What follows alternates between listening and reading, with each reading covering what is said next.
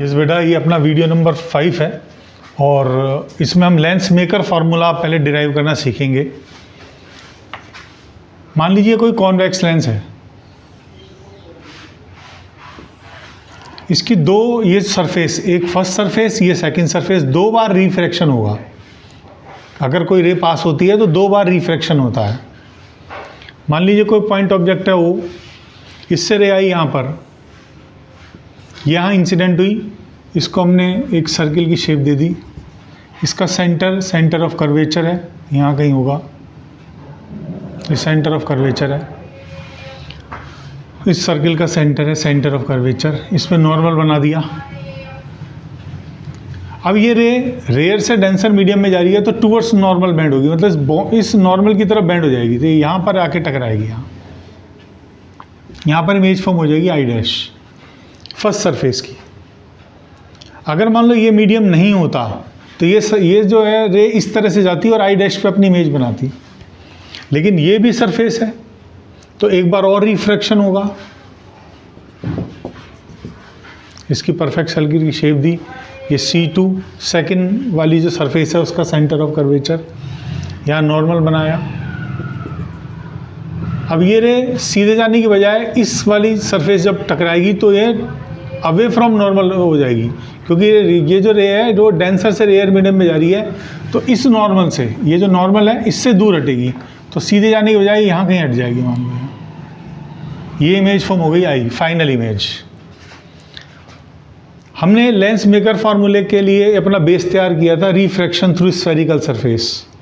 उसका फार्मूला हमें पता था, μ2/v minus μ1/u is equal to μ2 minus μ1/r।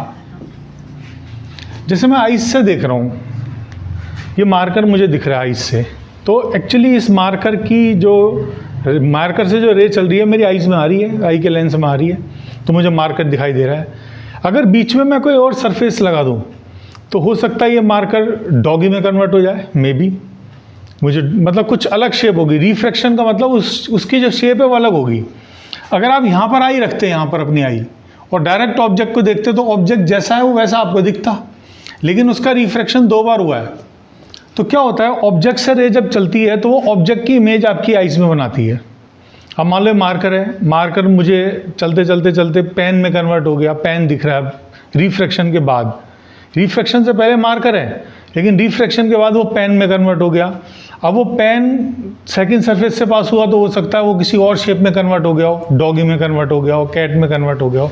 तो अब मैं जैसे कैट को देख रहा हूँ, मैं सीधा देख रहा हूँ, कैट मुझे दिखाई दे रही है, लेकिन अगर बाई चांस उस कैट और मेरे बीच में कोई और सरफेस लगा दें और कोई उसका रिफ्रैक्शन हो जाए एक बार, तो वो कैट की इमेज हो सकता है एलिफेंट में कन्वर्ट हो जाए, तो मुझे वो एलिफेंट दिखेगा। तो यहाँ से मान लेते हैं ऑब्जेक्ट कैट ही है सपोज, तो कैट कैट कैट, यहाँ अगर आप नहीं आइज रखोगे कैट ही कैट दिखेगी, cat cat cat cat cat cat cat cat cat.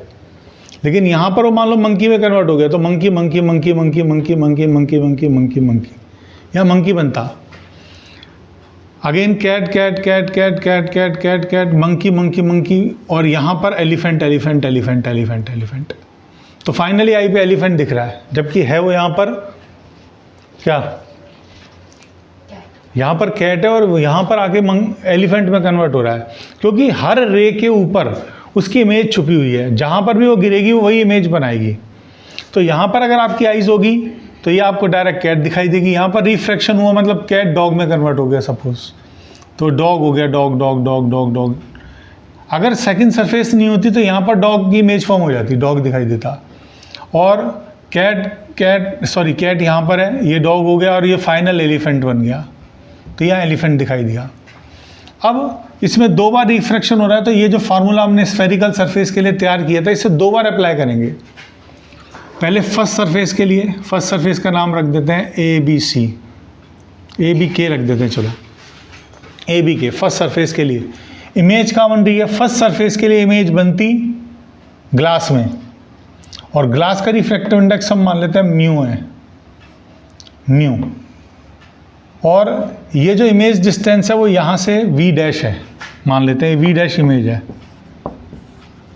तो V dash minus object distance, object कहाँ पर है, ये ऑब्जेक्ट डिस्टेंस है U, और ऑब्जेक्ट किस मीडियम में बन रहा है, एयर मीडियम में, तो उसका रिफ्रैक्टिव इंडेक्स 1 हो गया। वैसे चाहें तो आप इसको μ2 μ1 भी कह सकते हैं, कोई दिक्कत नहीं है, μ2 μ1 कह देते हैं। हो सकता है पहला वाला ये जो मीडियम है इसका रिफ्रैक्टिव इंडेक्स μ1 हो, तो μ1 by mu U equal to μ2 minus μ1 by R, radius of curvature. ये तो एक बार सरफेस के लिए हो गया। अब ये R1 पहली सरफेस के लिए रेडियस ऑफ कर्वेचर मान लेते हैं R1 है। अब सेकंड बार के लिए लगा रहे हैं, सेकंड बार के लिए ATK के लिए हमें यही फॉर्मूला लगाना है। तो फाइनल इमेज, अब देखिए अगर फर्स्ट सरफेस है तो ये ऑब्जेक्ट है और ये इमेज है, और सेकंड सरफेस के लिए ऑब्जेक्ट कौन हो गया, सेकंड सरफेस के लिए ये जो रे आ रही है वो ऑब्जेक्ट से आ रही है, ये रे ऑब्जेक्ट से आ रही है। यहाँ पर रिफ्रैक्शन हुआ इसलिए शेप बदल जाएगी, ये कैट थी ये डॉग हो गया। अब ये dog dog dog dog dog dog, यहाँ डॉग है, फिर ये एलिफेंट एलिफेंट एलिफेंट। इसका मतलब ये इमेज, ये जो रे है कहाँ से आ रही है, ये ग्लास मीडियम से आ रही है।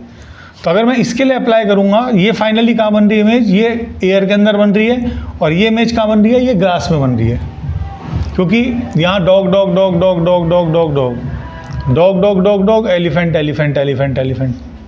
तो यहाँ पर शेप चेंज हो रही है, इसलिए आपको क्या करना पड़ेगा, सेकंड फार्मूला अप्लाई करने के लिए पहले इमेज डिस्टेंस, ये इमेज मान लेते हैं v है, इसको यहाँ से क्योंकि थिन लेंस थिन है कहीं से भी ले सकते हैं, तो फाइनल इमेज आपकी v।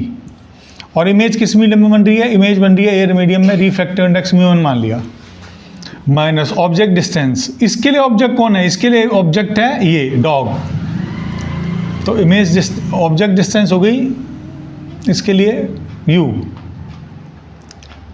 नहीं सॉरी ऑब्जेक्ट डिस्टेंस इसके लिए v डैश हो गई, ये v डैश डिस्टेंस है, तो ऑब्जेक्ट इसके लिए v डैश हो गया। और ऑब्जेक्ट किस मीडियम में बन रहा है, ऑब्जेक्ट बन रहा है ये ऑब्जेक्ट कौन से मीडियम में, ऑब्जेक्ट है ग्लास मीडियम में, तो refractive index μ2 equal to μ1 minus μ2 by R2, μ1 minus μ2 by R2। ये आपके पास में इक्वेशन आ गई सेकंड सरफेस के लिए। जब मैंने अपने रिफ्रैक्शन फार्मूला लगाया तो ये वाली आपके पास इक्वेशन आई है। अब ये दो इक्वेशंस हैं, इन दोनों को ऐड कर लेंगे, इसके साथ ये ऐड करेंगे तो μ2 बाई वी डैश प्लस का μ2 बाई वी डैश माइनस का, ये तो कैंसिल हो जाएगा, यहाँ बच जाएगा μ1 by we minus μ1 by U equal to, इन दोनों से μ2 माइनस μ1 कॉमन अगर मैं ले लूँ तो यहाँ तो बच जाएगा 1 बाई R1, ये बन जाएगा माइनस 1 बाई R2। अब μ1 कॉमन ले लिया तो ये आ गया हमारा 1/v minus 1/u is equal to μ2 minus μ1, इसमें से μ1 कॉमन लेके इसके नीचे डाल दिया तो हो गया μ2 minus μ1 by μ1 into 1 by R1 minus 1 by R2। तो हमारे पास ये फाइनल फार्मूला ही आ गया। और 1/v माइनस 1/u तो हमारा फोकल लेंथ होती है। वैसे भी अगर ऑब्जेक्ट इनफाइनाइट पे हो तो इमेज फोकस पे बनती है, और 1 minus v minus 1 by u ये हमारा लेंस फार्मूले से 1 बाई एफ आता है। अगर ऑब्जेक्ट इनफाइनाइट रख दूँ, अगर हमारा ऑब्जेक्ट इनफाइनाइट पे है तो इमेज कहाँ पे बनेगी, फोकल लेंथ पे। तो ये 1 by we minus 1 by u को हम 1/, फोकल लेंथ कह सकते हैं, इस लेंस की focal length equal to μ2 by μ1 minus 1, इसका डिवाइड किया इसमें, इसका डिवाइड किया इसमें, तो ये आ गया into 1 by R1 minus 1 by R2। और एक बहुत इंपॉर्टेंट फार्मूला हमारा डिराइव हो गया, लेंस मेकर फार्मूला कहते हैं इसे। और ये तब काम आता है जब आपको रेडियस ऑफ कर्वेचर दे रखी हो और फोकल लेंथ वगैरह पूछी हो, तो फिर ये हमारा फार्मूला काम आ जाता है। इस पर बेस्ड एक न्यूमेरिकल भी कर लेते हैं। मान लीजिए आपके पास एक EQ कॉन्वेक्स लेंस है और उसको इस तरह से कट कर दिया गया, हाफ कर दिया गया। अब बोला है कि ईच हाफ की फोकल लेंथ हमें फाइंड करनी है, बताना है। ये बहुत इंपॉर्टेंट क्वेश्चन है। तो पहले कट नहीं किया था तो हम इंफॉर्मेशन लिखते हैं 1/, फोकल लेंथ इसकी मान लेते हैं f है इजिकल टू μ2। जैसे ये हाफ करने, अभी तो ये क्या है, ये एयर है, ये ग्लास है, तो μ2 तो हमारा म्यू हो गया और μ1 1 हो गया, minus 1 μ2 by μ1 minus 1 1/R1। R1 मतलब इसकी रेडियस ऑफ कर्वेचर, इसकी रेडियस ऑफ कर्वेचर पॉजिटिव होगी प्लस R माइनस 1/, ये जो R2 की वैल्यू है वो हमारी ये प्लस R हो जाएगी, नहीं, ये R2 सॉरी R2 हमारा जो होगा ये -R में चला जाएगा क्योंकि इसकी रेडियस ऑफ कर्वेचर इधर है, तो -R हो गया। तो mu -1 into 1/r plus 1/r, ये 1/f आ गया। तो यहाँ से हमारे पास में 1/f आ गया, म्यू -1 1/2r, नहीं 2/r हो गया, सॉरी 2/r। तो यहाँ से इसको और पहले इसी इक्वेशन में छोड़ देते हैं।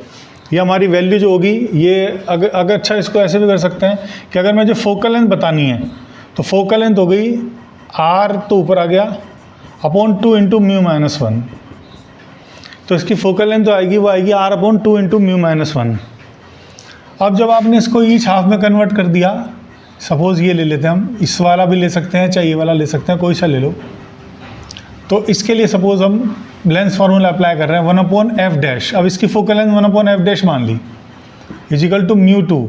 म्यू2 मतलब इस ग्लास का refractive index mu by air का 1 -1/r1।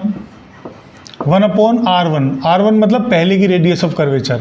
तो ये तो रेडियस ऑफ कर्वेचर इसकी इनफाइनाइट होगी, क्योंकि अगर इसको स्फीयर बनाना चाहेंगे तो इनफाइनाइट रेडियस का स्फीयर बनेगा ये। तो 1/∞ -1/, इसकी रेडियस ऑफ कर्वेचर फाइंड करनी है। इसकी रफ रेडियस ऑफ कर्वेचर किस तरफ होगी, -r होगी। तो यहाँ से f' की वैल्यू निकाल लो।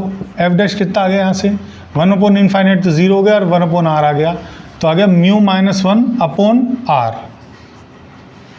म्यू -1/r ये हमारी नई फोकल लेंथ आ गई। नहीं सॉरी, ये तो 1/f आया, 1/f' आया। तो f' चाहिए, तो f' हो गया r/म्यू -1। और यहाँ से देखिए f की वैल्यू है r/2 इंटू म्यू -1। अगर मैं इसको 2 से ऊपर नीचे मल्टीप्लाई कर देता हूँ तो इस पूरे को हम f लिख सकते हैं। तो f' आ जाएगा ट्वाइस ऑफ फोकल लेंथ। मतलब अगर आप इसको कट करते हैं, एल्टीट्यूड वाइज कट करते हैं इसको, तो अब इसकी फोकल लेंथ डबल हो जाएगी पहले से। नेक्स्ट हेडिंग है इसकी lens formula for convex lens.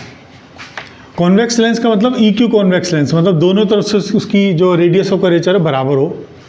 तो ये लेंस हमने बना लिया कॉन्वेक्स लेंस। ये रे है, एक ऑब्जेक्ट आपने ले लिया कहीं भी AB, उससे एक रे चलाई पैरेलल, वो इसके फोकस से पास हो जाएगी। मान लेते हैं यहाँ इसका फोकस है, कहीं इसके फोकस से पास हो गई ये रे, और दूसरी हमने सीधी निकाल दी यहाँ से, तो यहाँ पे जाके टकराएगी और इधर इमेज फॉर्म हो जाएगी A', B'। ये इमेज फॉर्म हो गई A', B'। अब आपने क्या सिमिलर ट्राइंगल्स ढूंढने स्टार्ट करने हैं। एक तो ये ट्राइंगल है ये, और इसके सिमिलर ये ट्राइंगल दूसरा है पूरा ये वाला, क्योंकि ये वर्टिकल अपोजिट एंगल है, ये 90-90 हो गया, तो तीसरा अपने आप इक्वल हो गया। तो जब किसी भी ट्राइंगल के तीनों एंगल इक्वल हो जाते हैं तो सिमिलर ट्राइंगल्स हैं। अब इनका नाम दे देते हैं, मान लो ये पॉइंट O, तो triangle ABO and triangle OA', B' are similar triangles. Similar का ये साइन होता है बीच में, आप ये बना सकते हैं कि ये triangle ABO is similar to triangle OA', B'। ये दोनों सिमिलर ट्राइंगल्स हैं। हाइपोटेनस हमारे किसी काम आता नहीं है। मान लेते हैं पहले ये वाला ट्राइंगल ले लिया, तो इस ट्राइंगल के अंदर इस एंगल के सामने वाली साइड है AB, और इसी एंगल के इक्वल एंगल दूसरे वाले ट्राइंगल मेरा, उसकी सामने वाली साइड है A', B', is equal to perpendicular हमने ले लिया। अब बच गया बेस, बेस है OA, और ये OA इस एंगल के सामने वाली साइड है, और इसी एंगल के इक्वल एंगल दूसरे वाले ट्राइंगल में ये रहा, और इसके सामने वाली साइड है OA'।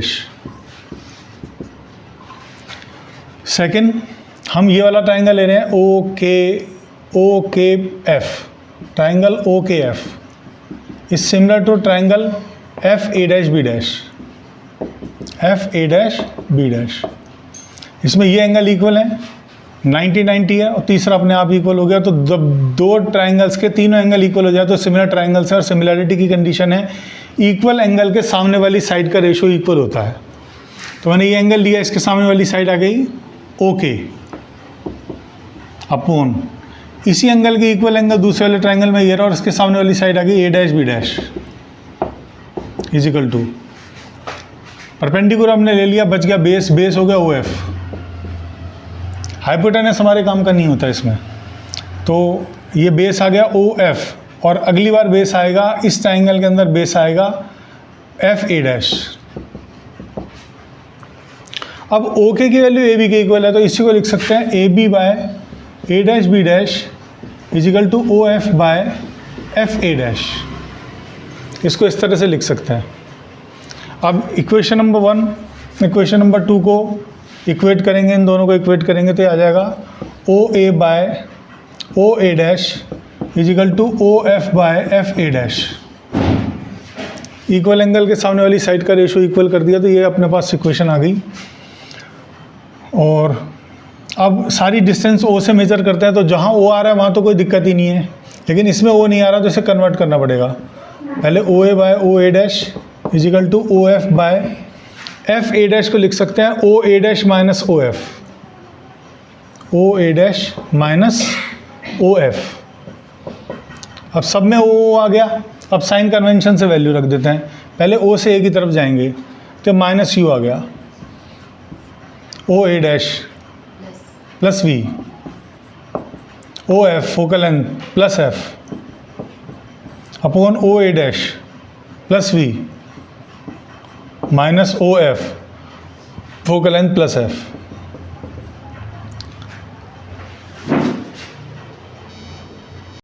अब देखिए इसे क्रॉस मल्टीप्लाई अगर करें, हम इस टर्म को क्रॉस मल्टीप्लाई कर रहे हैं तो minus u we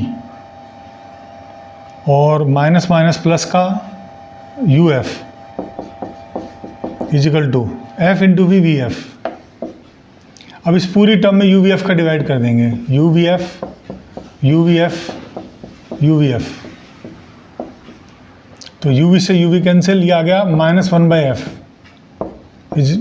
is equal to नहीं प्लस का, यू एफ से यू एफ कैंसिल तो 1/v और इजिकल टू वी एफ से वी एफ कैंसिल तो 1/u। तो 1/f आ गया यहाँ से 1/v माइनस 1/u। हमारा लेंस फार्मूला आ गया।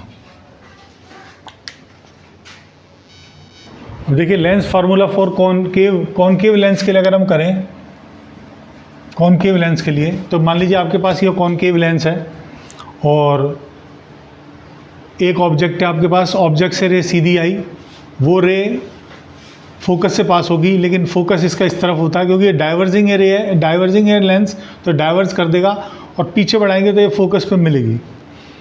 और दूसरी रे आपने सीधी चला दी ऑप्टिकल सेंटर से, वो सीधी निकल गई। अब ये दोनों रे आगे विड्थ इंक्रीज होती जा रही है, तो ये कभी कट नहीं करेंगे, लेकिन इनको पीछे एक्सटेंड करेंगे तो यहाँ पे कट करती फील होंगी, तो ए डैश बी डैश आपकी इमेज फॉर्म हो जाएगी। अब आपने दो ट्राइंगल्स लिए, एक तो ओ बी डैश ए डैश और एक ओ बी ए। इसके लिए वही अप्लाई कर देंगे हम। और दूसरा ट्राइंगल लिया f A dash b dash similar to f k o. इसके लिए भी आप ये दो ट्राइंगल सिमिलर हैं, बिल्कुल एक जैसे इस तरह से हैं ट्राइंगल्स, ये ऐसे हैं ट्राइंगल्स। ये एफ पॉइंट है, ये ए डैश है, ये बी डैश है, ये ओ है और ये के है। तो ये एंगल तो दोनों में कॉमन एंगल हो गया, एक 90-90 हो गया और तीसरा अपने आप इक्वल हो गया। और सिमिलरिटी की कंडीशन लगा देंगे तो बस आपके पास रिजल्ट मिल जाएगा, इसमें कोई दिक्कत नहीं आएगी आपको। बस एक चीज़ का थोड़ा ध्यान रखना कि जब ओके आए आपके पास, तो ओके को ए भी लिखना है। जो आपके पास में इक्वेशन में ओके आएगा उसको ए भी लिखेंगे, और जैसे कॉन्वेक्स लेंस के लिए किया वैसे कॉनकेव लेंस के लिए कर लेंगे।